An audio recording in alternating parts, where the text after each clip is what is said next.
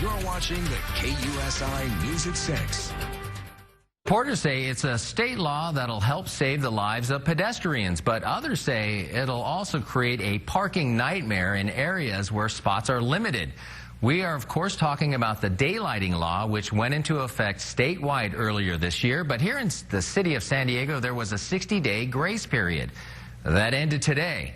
Joining us now to talk about this new law is attorney Justin Isaac from the Lawyer in Blue Jeans Group. First of all, thank you so much for joining us. Thank you. Justin, explain, if you can, in layman's terms, what is happening with this law? What is it? So, what does it do? Basically, the goal here is to ensure more pedestrian safety at crosswalks. So if it's a marked crosswalk or an unmarked crosswalk, you cannot park within 20 feet of the corner.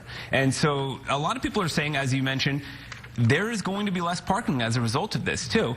The unfortunate thing as well is that they are not marking these areas. So usually they would mark it with a red area where, hey, you can't park here, but they didn't. And now people are already getting tickets. My sister's friend this morning already got a ticket this morning for $77.50 because she parked in that area, even if it's out in front of your house, too. So that's a small thing that people don't even really think about.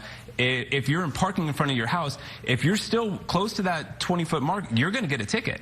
You know, it's really interesting to me because how can you eyeball exactly 20 feet? I know it's, what, a car length and a half, but, I mean, some cars are longer than that. So what a truck, you know? I guess bring your tape measure, just to be sure. But it would be nice if the city or the state of California was marking these areas so we would know that's red. We know you can't park in red under any circumstance, but this is still, there's a lot of intersections that are going to have that white or that clear, you know, kind of curb where you won't know how far, what's the distance, so you have to either gauge it by yourself or literally have a tape measure with you. You know, we're talking jokingly about the tape measure, but I'm thinking that maybe that's what you have to do, because I know that these parking enforcement folks are going to be out there with a tape measure, I'm sure. Oh, yeah.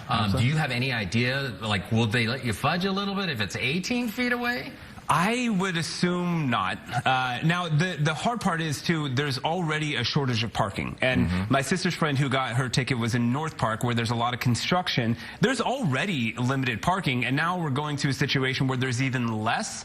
And if you really think about the purpose of the law, yes, I agree. It's good to help, you know, pedestrian safety.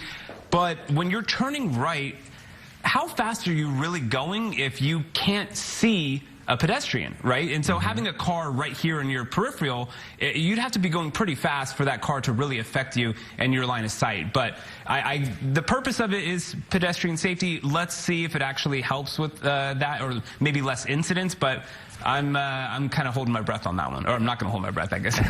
Exactly. Yeah. Also, I was wondering, what about other cities? I know here in San Diego, you got the 20-foot. Yeah. Like, does that apply to every city? So if you go to the Bay Area, you better watch out. You got the 20-foot mark. Apparently, cities are able to kind of change the amount. So I would imagine cities maybe like San Francisco, where parking is worse than it is in San Diego, they'll maybe make it shorter, but not from what I've read on these articles from news stations in San Francisco. They're going to enforce it to the max as well, just like the not able to park in front of your own house thing. That's a big thing, because curbs come to an intersection right there, can't park right there if it's in front of your own house because it's within that 20 feet. So really limits things. Well, I tell you what, I remember when they had red light cameras around here, and boy, there was a lot of litigation. There were a lot of people who were fighting it, showing proof or what have you. I wonder if this is just going to create an even more of a mess. So. I think it's going to create a bit of a mess, and there's already some pretty angry people out there receiving a $77.50 fine. You know, it's kind of ridiculous. Yeah, the $12.50 admin fee. Like, what are we doing here? You know. Yeah. But if they painted the curbs, that I would think make a big difference. All right. So, well, I think that's the next step. Well, thank you so much, Justin, for joining us and being so insightful about this. And make sure you bring your tape measure if you're going to park anywhere. Absolutely. Well, thank you for having me. All right, Justin. Thank you so much.